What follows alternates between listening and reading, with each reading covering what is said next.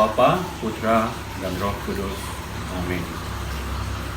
Bapak Ibu, saudara-saudara terkasih, bersama keluarga Santa Agnes, hari ini kita berkumpul kembali untuk berdoa bersama. Hari ini kita akan mendoakan Santo Filipus Neri, dan juga kita bersama-sama dengan keluarga Ibu Amansari mau mendoakan keluarga yang dipanggil Tuhan dan juga mensyukuri semua yang telah Tuhan berikan kepada keluarga Ibu Amansari. Nah, Bapak Ibu saudara-saudara terkasih, minggu lalu kita sudah banyak dipertemukan atau ada juga yang sudah berdevosi, ada juga yang sudah rekoleksi, bahkan ada yang bernovena Roh Kudus. Nah, bulan ini bulan Mei, dan kebetulan di bulan Mei ini terjadilah hari Pentakosta.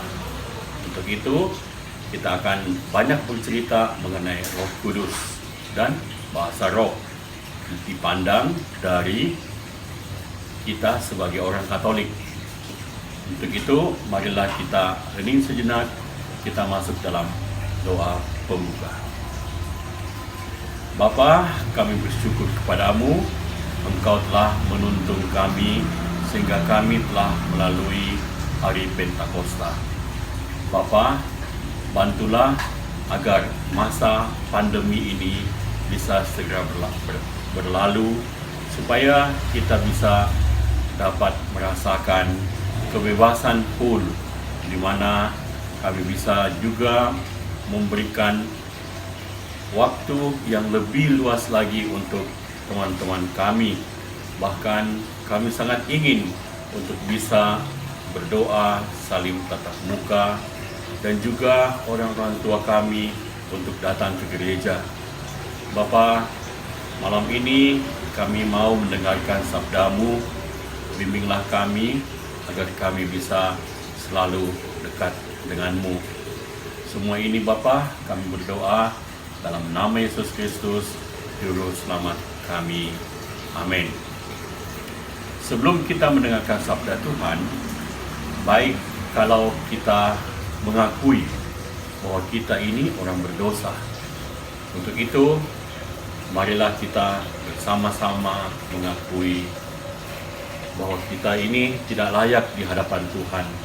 Bahkan kita melihat bahwa Tuhan itu begitu mencintai kita sehingga Dia melayakkan kita.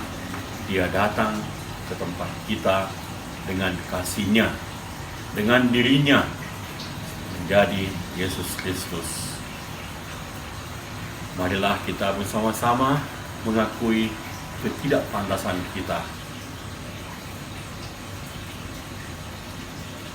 Saya mengaku kepada Allah yang Maha Kuasa dan kepada saudara sekalian bahwa saya telah berdosa dengan pikiran dan perkataan, dengan perbuatan dan kelalaian. Saya berdosa, saya sungguh berdosa. Oleh sebab itu, saya mohon pada Santa Perawan Maria, kepada para malaikat dan orang kudus, dan kepada saudara sekalian, supaya mendoakanlah saya kepada Allah Tuhan kita. Tuhan, kasihanilah kami. Kristus, kasihanilah kami. Kristus, kasihanilah kami.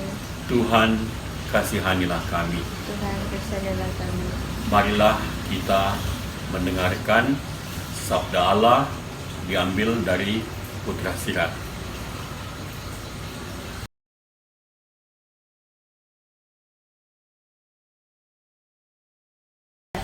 Bacaan dari kitab Putra Sirat. Kasihanilah kami, ya penguasa Allah semesta alam. Pandanglah kami dan curahkanlah kedahsyatan-Mu atas segala bangsa.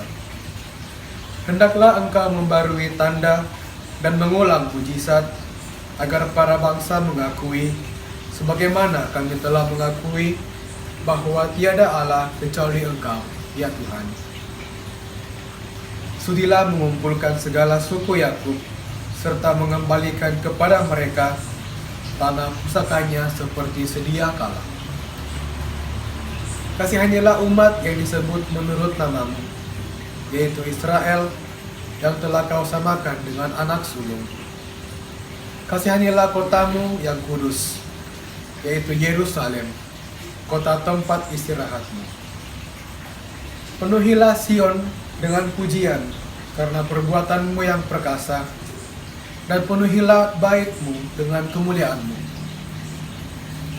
Berikanlah kesaksian tentang makhluk-makhlukmu yang pada awal mula kau ciptakan, dan penuhilah segala nubuat yang telah dibawakan atas namamu. Berikanlah ganjaran kepada mereka yang menantikan Engkau, dan buktikanlah kebenaran segala nabimu. Ya Tuhan, dengarkanlah doa hamba-hambamu ini sesuai dengan berkat Harun atas umatmu.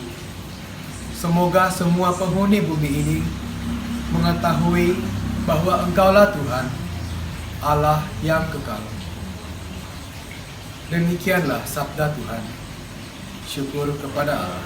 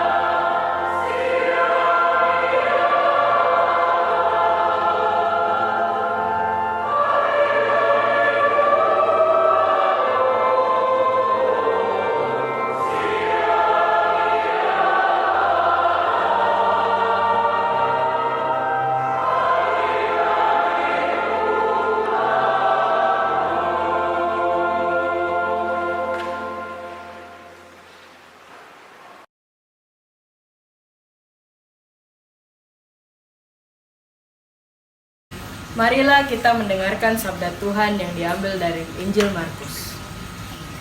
Inilah Injil Yesus Kristus menurut Markus. Dimuliakanlah Tuhan. Sekali peristiwa, Yesus dan murid-muridnya sedang dalam perjalanan ke Yerusalem. Yesus berjalan di depan. Para murid merasa cemas dan orang-orang yang mengikuti dia dari belakang pun merasa takut. Sekali lagi Yesus memanggil ke-12 muridnya dan ia mulai mengatakan kepada mereka apa yang akan terjadi atas dirinya. Yesus berkata, "Sekarang kita pergi ke Yerusalem dan Anak Manusia akan diserahkan kepada imam-imam, kepala dan ahli-ahli Taurat.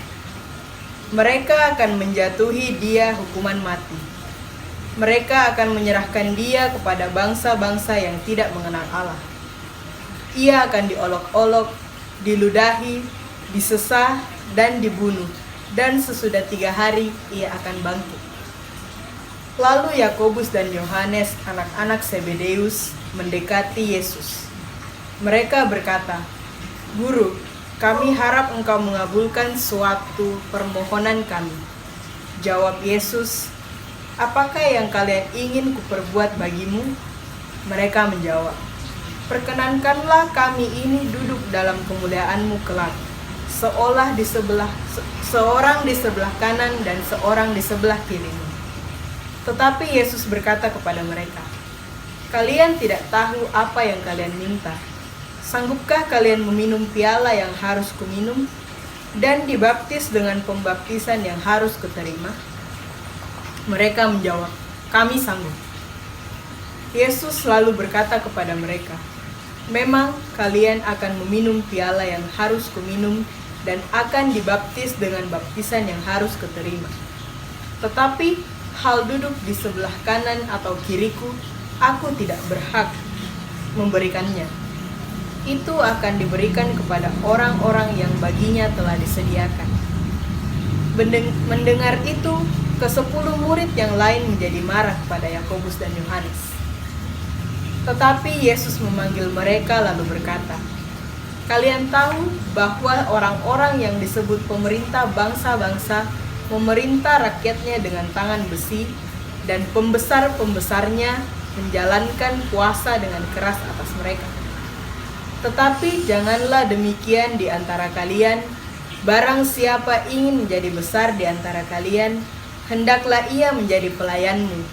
Dan barang siapa ingin menjadi yang termuka di antara kalian, hendaklah ia menjadi hamba untuk semuanya.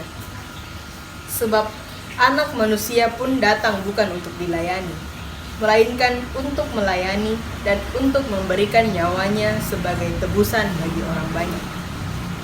Demikianlah Injil Kristus.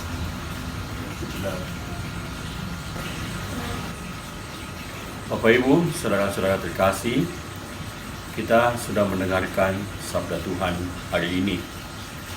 Tetapi saya ingin membawa kita untuk perenungan pada hari Pentakosta yang lalu, hari Minggu yang lalu. Kenapa?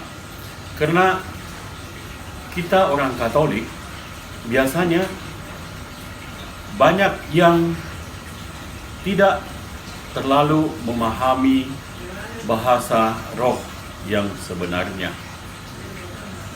Kalau kita melihat dari hari Pentakosta yang kita sudah lewati, kita bisa melihat bagaimana murid-murid itu berbahasa dalam bahasa-bahasa yang mereka mengerti. Bahasa-bahasa yang orang lain dengar dan mengerti.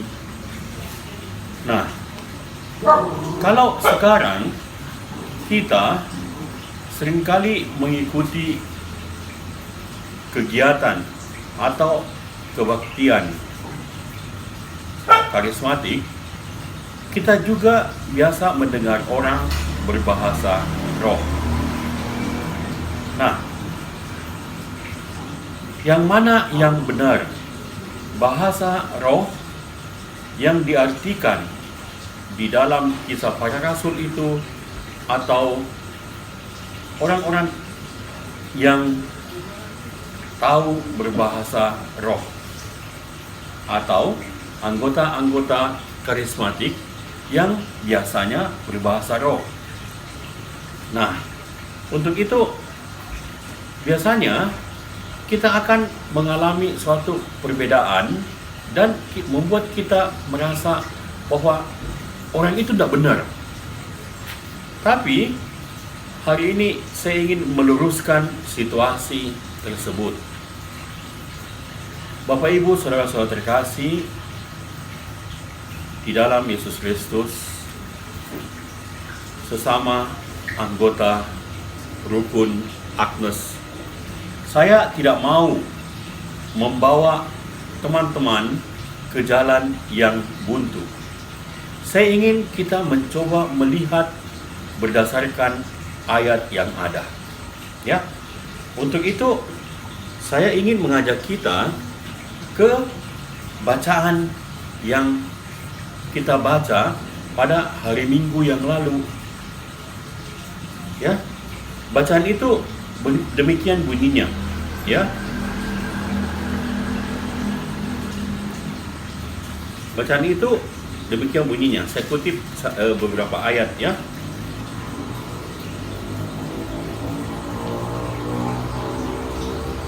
Dari Kisah Para Rasul bab 2, kalau kita mau lengkapnya ayat 1 sampai 11. Ketika tiba hari Pentakosta, semua orang yang percaya akan Yesus berkumpul di suatu tempat. Ya. Tiba-tiba turunlah dari langit suatu bunyi seperti tiupan angin keras yang memenuhi seluruh rumah di mana mereka duduk. Oke, sampai di situ. Kemudian saya ingin mengajak kita lebih jauh lagi, yaitu bagaimana para rasul merasakan kehadiran Roh Kudus. Mereka menjadi berani, kemudian mereka menggebu-gebu, mereka keluar di jalan-jalan dan mewartakan Kristus. Waktu itu di Yerusalem berkumpul orang-orang Yahudi yang saleh dari segala bangsa di bawah kolom langit. Berkumpul orang yang beraneka macam bangsa, dan mereka mendengarkan rasul-rasul berbicara, kemudian mereka mengerti apa yang rasul-rasul berbicara itu. Sedangkan mereka tahu bahwa rasul-rasul ini kenapa bisa berbahasa Libya, kenapa bisa mereka berbahasa Pamfilia atau Frigia atau bahasa Yudea, Kapadokia, Pontus, dan ada yang bahkan berbahasa bahasa Asia. Bahasa Asia kita tahu bahasa Mandarin. Jadi orang-orang yang mendengar itu kemudian mengerti bahwa Yesus itu telah menyelamatkan mereka. Sampai di situ. Jadi itu bukan bahasa roh, tetapi Roh Kudus yang memberikan pendengaran kepada mereka, orang-orang yang dari mana-mana itu, sehingga mereka bisa mengartikan bahasa yang diucapkan oleh rasul-rasul. Ya, itu bisa kita mengerti, ya. Jadi beda dengan teman-teman kita yang berbahasa roh sekarang. Tapi Pak Robi, apa dasarnya mereka berbahasa roh? Mari kita lihat. Apakah ada di dalam Alkitab? Jawabannya ada. Teman-teman sekalian, mari kita coba membuka kitab suci kita, yaitu di 1 Korintus 12.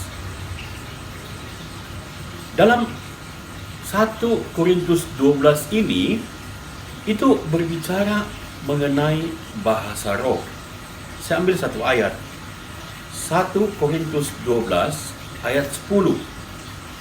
Bisa kita mendengarkan 1 Korintus 12 ayat 10. Ya? Sudah dapat 1 Korintus 12 ayat 10? Kepada yang seorang, Roh memberikan kuasa untuk mengadakan mujizat, dan kepada yang lain, Ia memberikan karunia untuk bernubuat, dan kepada yang lainnya lagi, Ia memberikan karunia untuk membedakan bermacam-macam roh.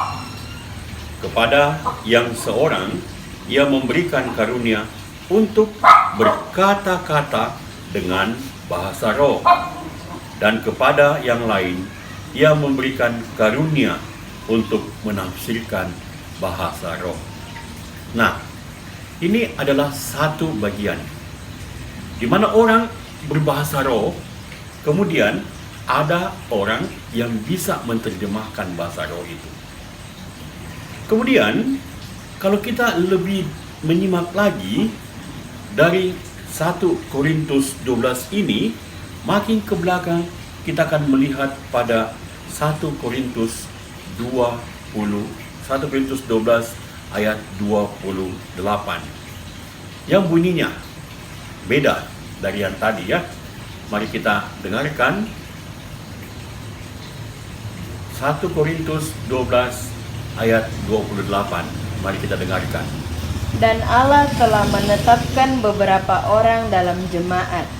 Pertama sebagai rasul, kedua sebagai nabi, ketiga sebagai pengajar. Selanjutnya mereka yang mendapat karunia untuk mengadakan mujizat, untuk menyembuhkan, untuk melayani, untuk memimpin, dan untuk berkata-kata dalam bahasa roh. Nah, untuk berkata-kata dalam bahasa roh. Kemudian kita bisa melihat nanti di bab yang lain, yaitu bab 14, 1 Korintus bab 14 ayat 2. Di situ itu lebih ditegaskan bahwa bahasa roh yang dimaksud itu yang mana. Jadi kita telah mendapatkan ada 2. Pertama, rasul-rasul, bahasa roh yang mereka dapatkan langsung dari Roh Kudus menterjemahkan kepada orang yang mendengar apa yang rasul-rasul berbicara. Itu cara roh untuk memberikan arti kepada orang yang mendengar dari bahasa lain. Pertama. Yang kedua tadi, ada orang yang berbahasa roh, kemudian ada orang yang bisa menerjemahkan bahasa roh itu dan memberitahu kepada semua orang bahwa orang ini berbahasa roh, maksudnya adalah ini. Itu yang kedua. Nah, yang ketiga, mari kita simak pada 1 Korintus 14 ayat 2.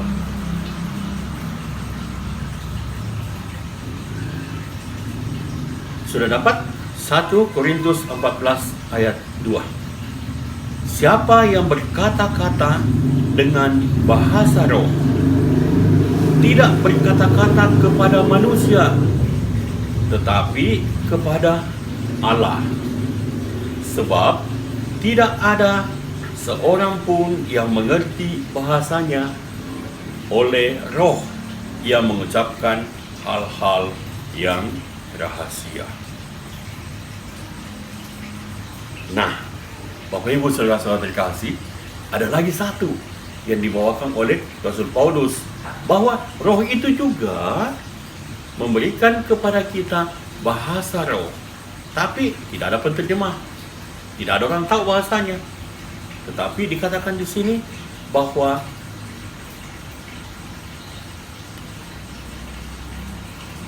oleh roh ia mengucapkan hal-hal yang rahasia.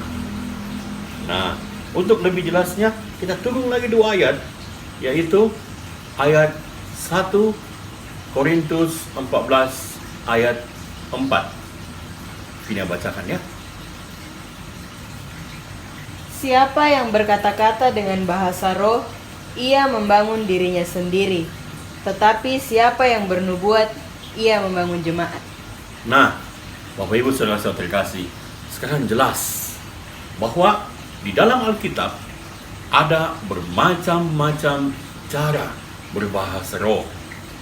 Nah, kita jangan sembarang tuduh orang bahwa mereka salah berbahasa roh.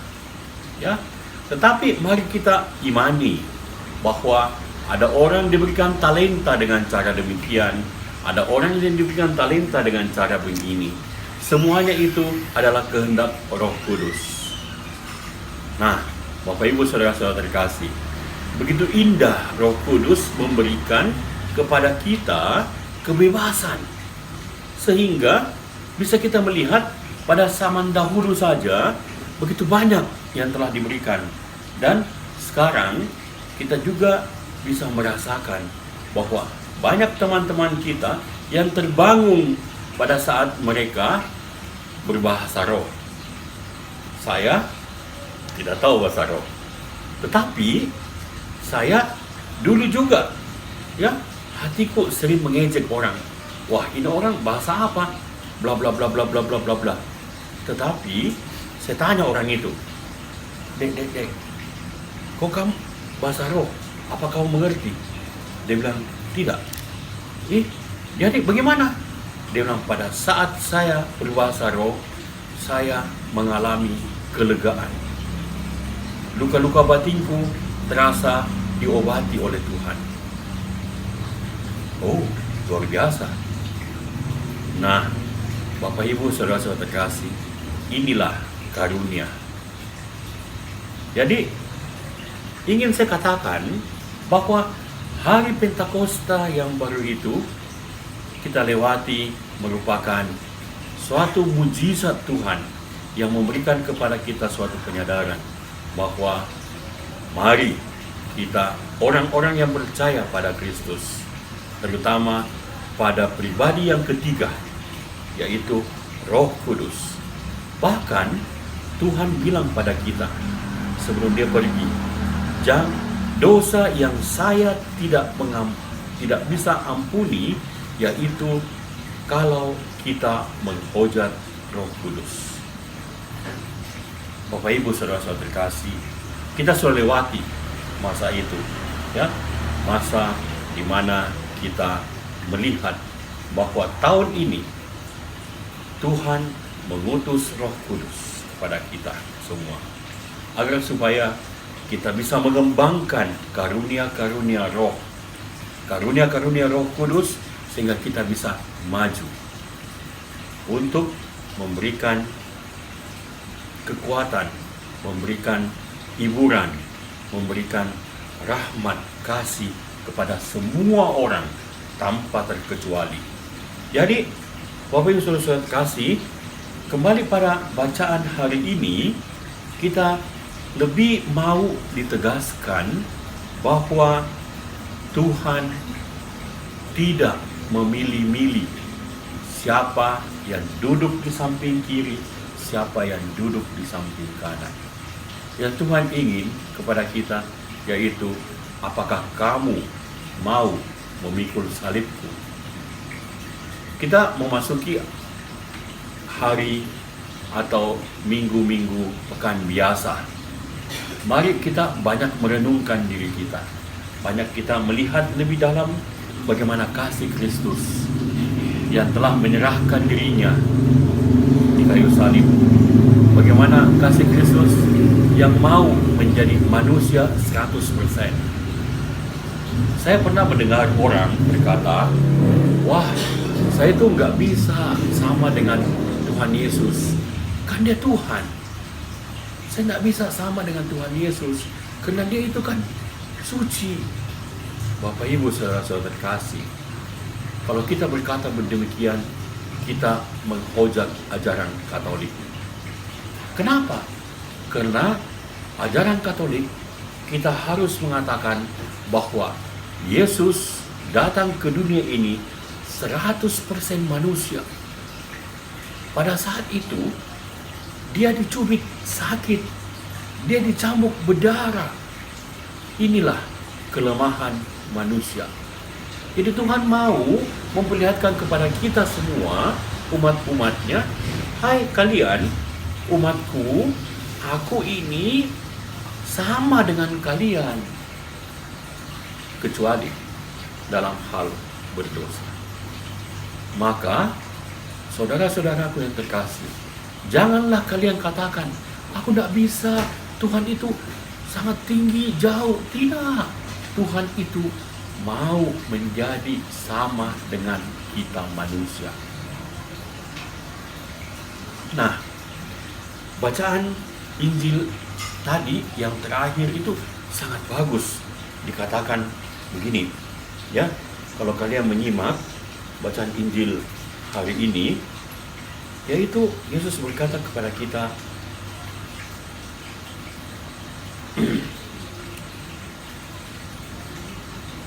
Yesus berkata kepada kita begini.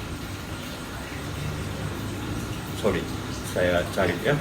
Dan barang siapa ingin menjadi yang terkemuka di antara kalian, hendaklah ia menjadi hamba untuk semuanya.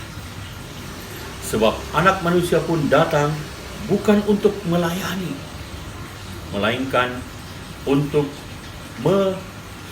bukan untuk dilayani, gugup. Bukan untuk dilayani, tapi untuk melayani dan untuk memberikan nyawanya sebagai tebusan bagi orang banyak. Nah, Bapak Ibu, saudara-saudaraku yang terkasih, hari ini bacaan kita melegakan kita, memberikan kepada kita suatu gambaran begitu dekat Tuhan dengan kita. Melalui apa? Melalui Roh Kudus-Nya. Karena Tuhan berfirman kepada kita, yaitu Dia akan pergi, tetapi Dia akan mengutus. Nah, siapa yang diutus? Bukan manusia biasa, tetapi Roh Kudus yang diutus untuk apa? Untuk kita dilindungi, untuk kita bisa melangkah maju, kita berani seperti para rasul yang berani. Seperti apa yang Tuhan katakan, kalau kau mau melayani saya, maka haruslah kamu melayani sesama kita. Oke? Selamat melayani. Marilah kita berdoa. Allah Bapa, sumber kehidupan kami, semua kenikmatan santapan surgawi, semoga kami seperti Santo Filipus Neri selalu merindukan karunia-Mu, selalu ingin melayani-Mu. Semoga kami juga bisa menjadi Kristus-Kristus yang mau bekerja di ladangnya. Semoga bacaan tadi menyadarkan kepada kita bahwa roh yang Tuhan kirimkan kepada kita adalah Roh Kudus yang mau memberikan semangat kepada kita. Tetapi kami sangat berharap, ya Yesus, agar roh itu menyemangati keluarga kita, terutama Santa Agnes ini. Terima kasih untuk bacaan hari ini. Amin. Kita masuk dalam doa umat. Bapa di surga, hari ini kami bersyukur atas apa yang telah kami dengarkan tadi. Kami merasakan bagaimana kami mau melayani. Kami mau seperti Yakobus, Yohanes, bahkan sama dengan Santo Filipus Neri, bagaimana mereka mau berkorban untuk pelayanan-Mu. Semoga apa yang kami cita-citakan bisa berguna dan juga bisa kami jalankan dalam kehidupan kami sehari-hari. Marilah kita mohon.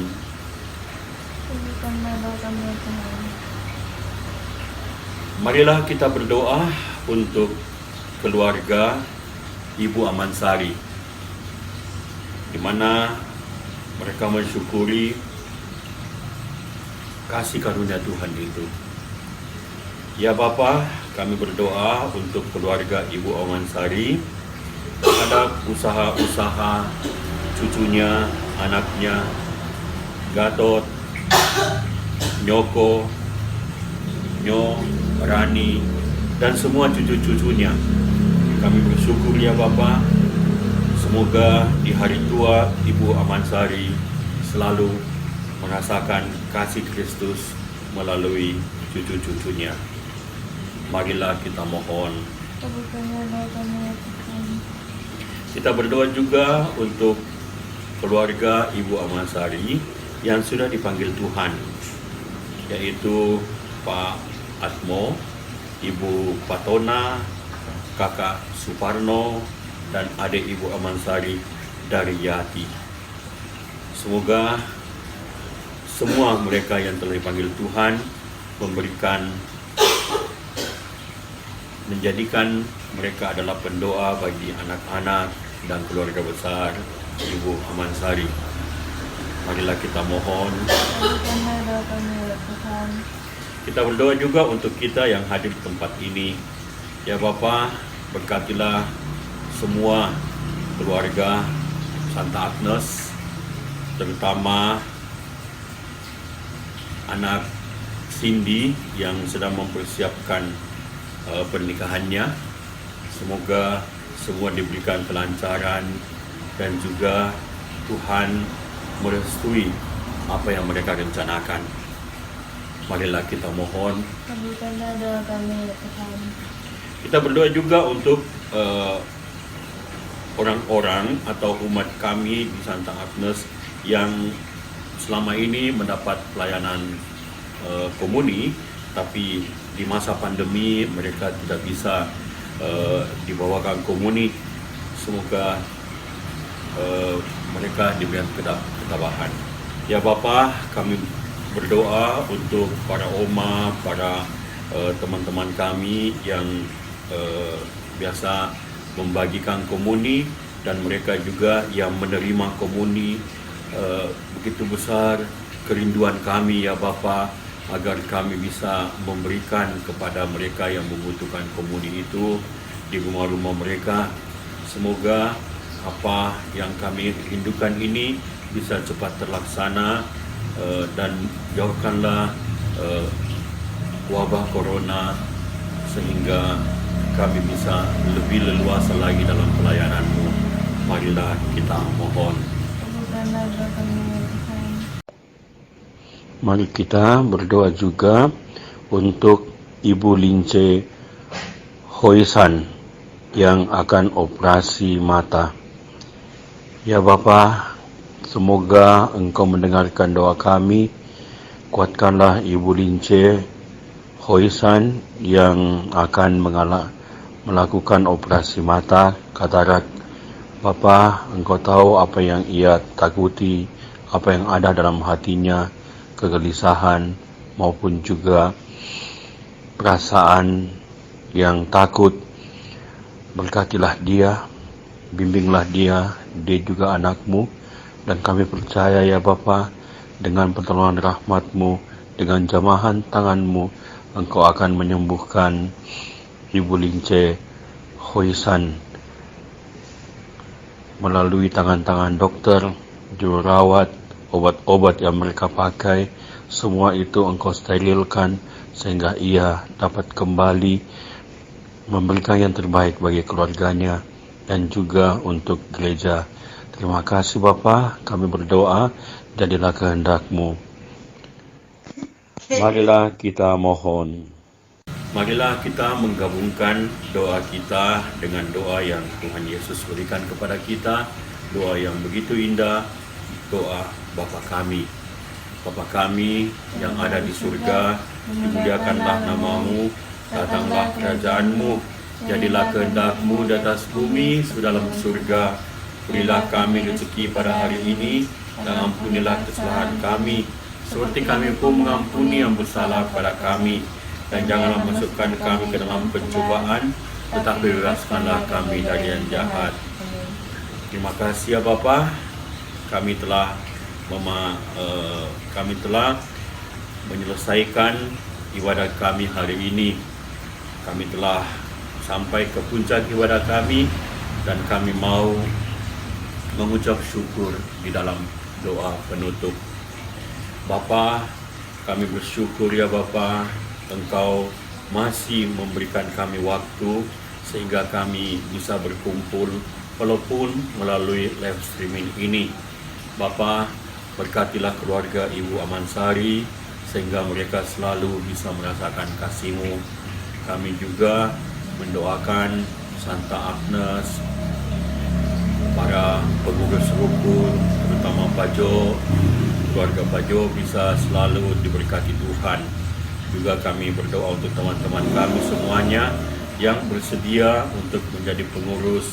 Bimbinglah mereka sehingga mereka bisa sama dengan Yakobus dan Yohanes Bapa, kami bersyukur ya Bapa karena kami telah dibesarkan bersama-sama di dalam Santa Agnes ini. Semoga Rukun Santa Agnes ini selalu bisa akrab, bisa saling membagi kasih dan melihat Kristus hadir di tengah-tengahnya. Lupa juga ya Bapa, kami berdoa untuk anak-anak kami yang sedang atau yang akan mengikuti ujian. Kami juga mau mendoakan mereka yang sedang menunggu hasil ujian mereka. Bapa, bantulah ya Bapa agar anak-anak kami bisa menyerahkan sepenuh hati mereka sehingga mereka mencapai cita-citanya dan mereka bisa bekerja untuk negara, untuk bangsa, untuk gereja, dan takut akan Engkau. Bapa, terima kasih untuk itu. Masih banyak Bapa kami mau berbicara dengan kamu melalui doa. Bantulah, bimbinglah kami semuanya dalam Santa Agnes ini agar mereka bisa lebih dekat denganmu melalui kasih-Mu. Terima kasih Bapa, semua ini kami serahkan ke dalam tangan Yesus Kristus, Juru Selamat kami. Amin. Tuhan sertamu dan sertamu juga. Pertemuan ibadat rukun hari ini sudah selesai.